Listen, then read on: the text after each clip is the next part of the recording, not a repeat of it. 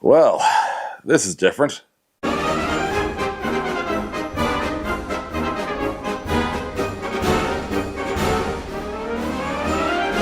Hello, I'm Ryan, and welcome to Ball in Europe. And as you can see, standing today, decided to give it a different look of you, more of a look at the studio en masse.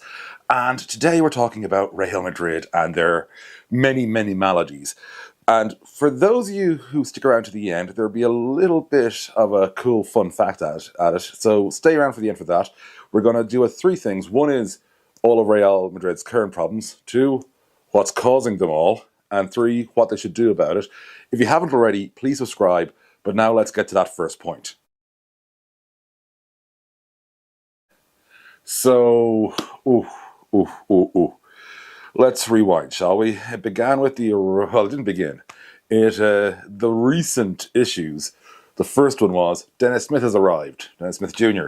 Dennis Smith Jr. is gone, and he wasn't really there very long. And then there's may not re-sign Zana Musa, which is an interesting call. And now there's talk that Sergi Ibaka might be going. And all three of these are kind of huge because Smith obviously was a new arrival. Ibaka arrived this summer, and Musa was sort of seen as the core piece that was helping carry on this next look of Real Madrid. And so what have we got? Well, Smith seemed like a rush desperation signing in all truth. Like, yes, he was there to be grabbed, but typically this is not what you expect Real Madrid to do. Real Madrid are very measured, very thought out. They obviously felt things aren't working this season, we need to change things up. Dennis Smith Jr. felt like a throw it at the wall, see what happens. Well, not much happened. And frankly, I'm not even going to blame the player here because didn't really have anything approaching the time to work out if he was a fit. And quite clearly, from the early days, was not an immediate fit. And so when you're making one of those rush signings, it really should be someone who you can slot in right away. It was clear that Smith was going to be someone who's going to need time to work out where he could fit wherever he was landing.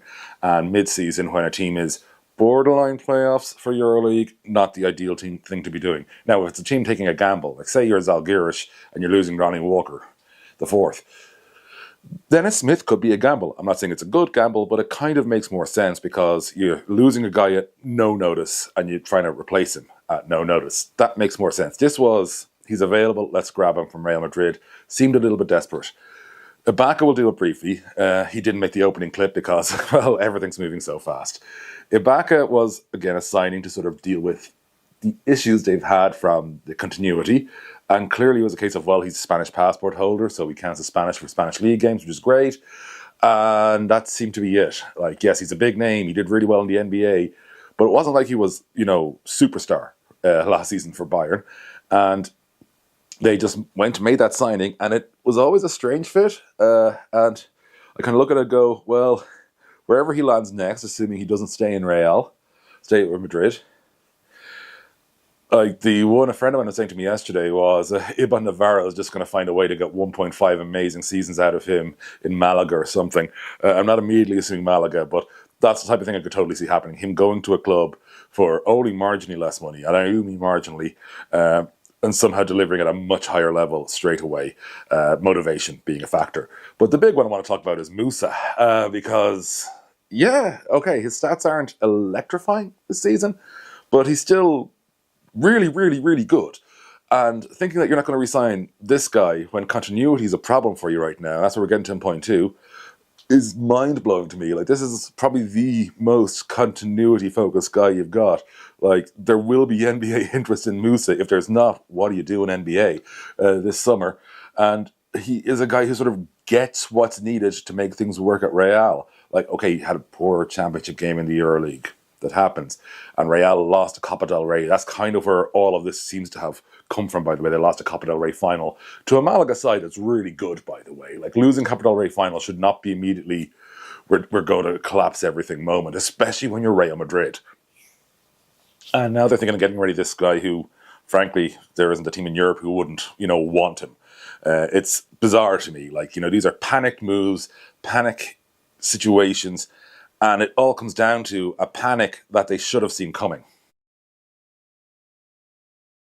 So Real have some continuity issues, to put it mildly. Obviously, there was the retirements of Chacho and of Rudy in the summer.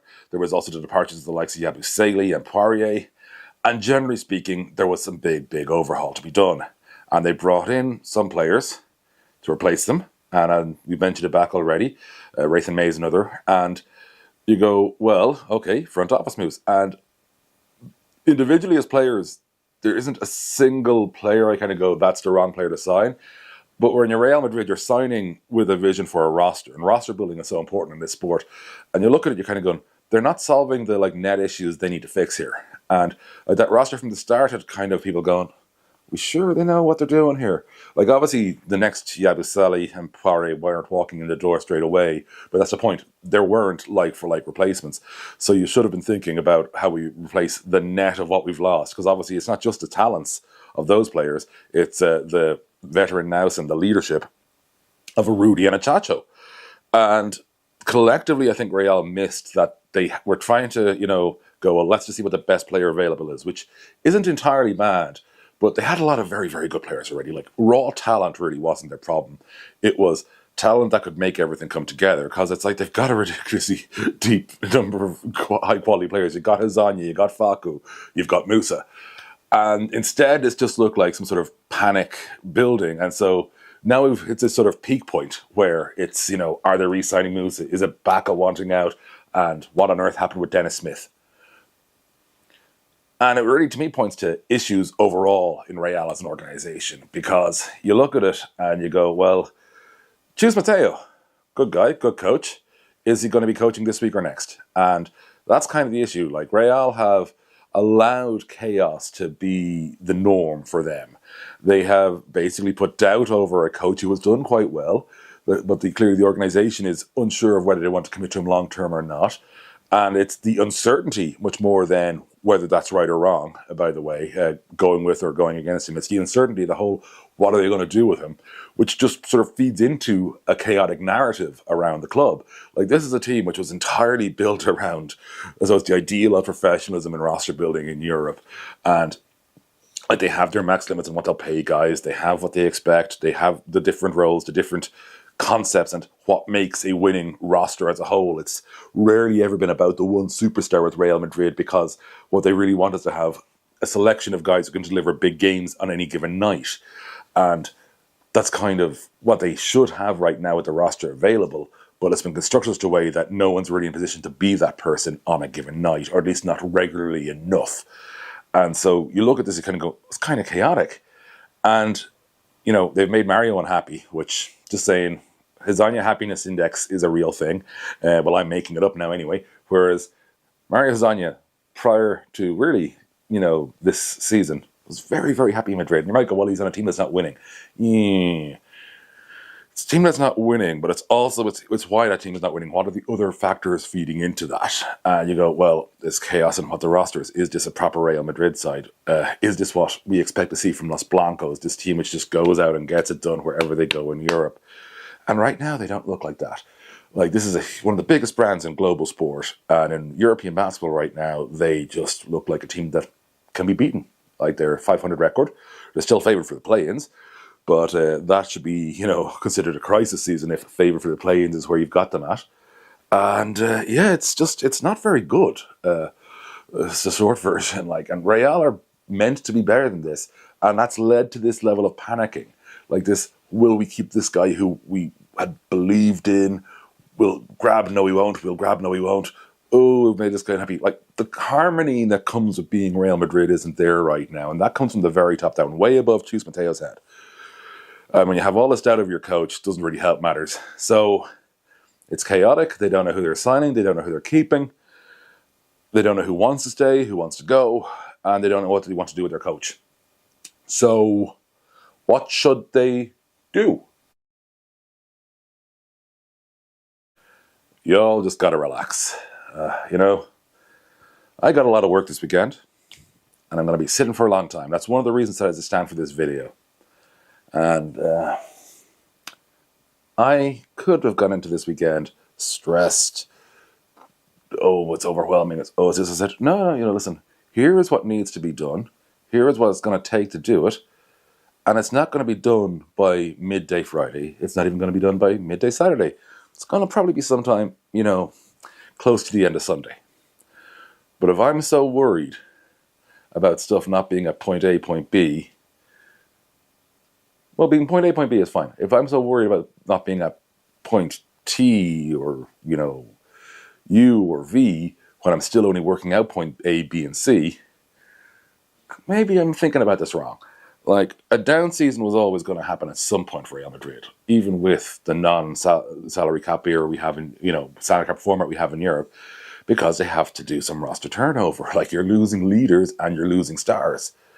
And the reaction seems to have been throw it at the wall and see what happens. Like, they're not the only team that had a bad start this season, but others have recovered better. Like, Partizan's start was absolutely horrific.